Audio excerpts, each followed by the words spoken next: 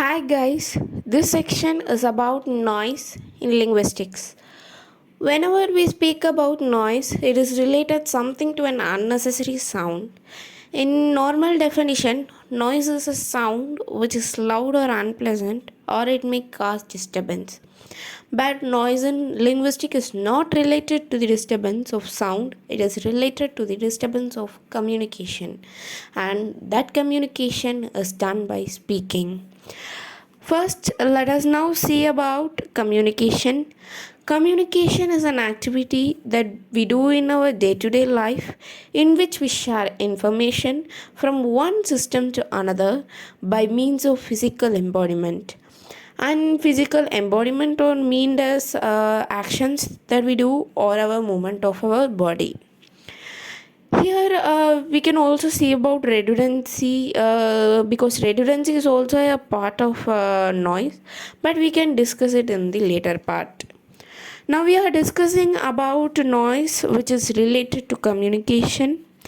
In a communication, if something is brought inside unnecessarily, for example, if a man says to his girlfriend, I love you, here the man is making an efficient use of communication because he is saying what is to be said and he does not add any extra words.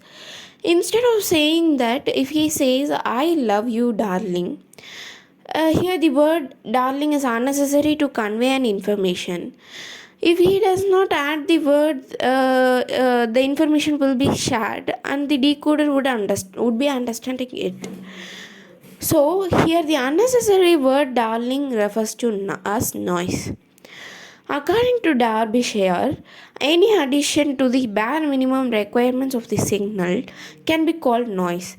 That is, adding extra signal to the minimum requirement of signals is called noise. Next, there are two types of noise. First is positive noise, and second one is negative noise. Now, I'm going to explain about the positive noise and negative noise. First, let us see about positive noise. Positive noise, which is also known as plus noise, is that which embellishes the message. That is, which the noise which makes the person happy or makes the person delight is known as positive noise. For example, let us take the before example.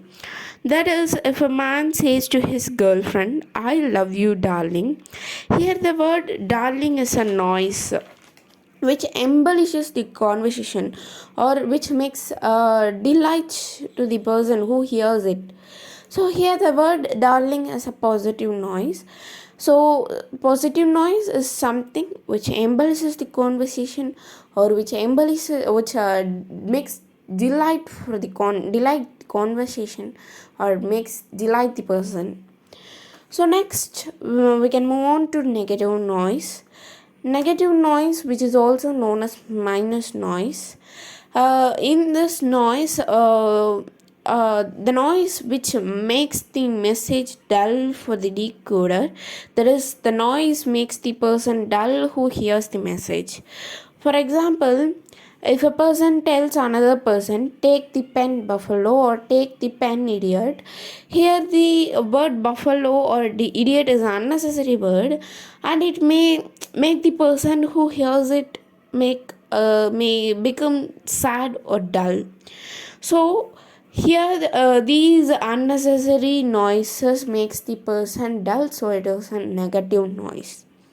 I also have another example for noise. They are literature, that is the poetry, fictions, etc., which we use unnecessary words, and it is not to be said wholly unnecessary, but they are not used in an efficient way to convey information. They also have positive and negative noise, that is the literature, that is the poetry, fiction, etc., which embellishes us or positive noise and which gives us bad writing or a dull writing of literature or negative noise. As I have said earlier, redundancy is also a part of noise. Redundancy is unused part of capacity of code, nevertheless has a potential of use. That is, we have a capacity of code which is unused and we do not have any necessary to use those codes. In the same way, noise is also having lots of capacity but unnecessary to use those words. Also, we have used those words as disturbance.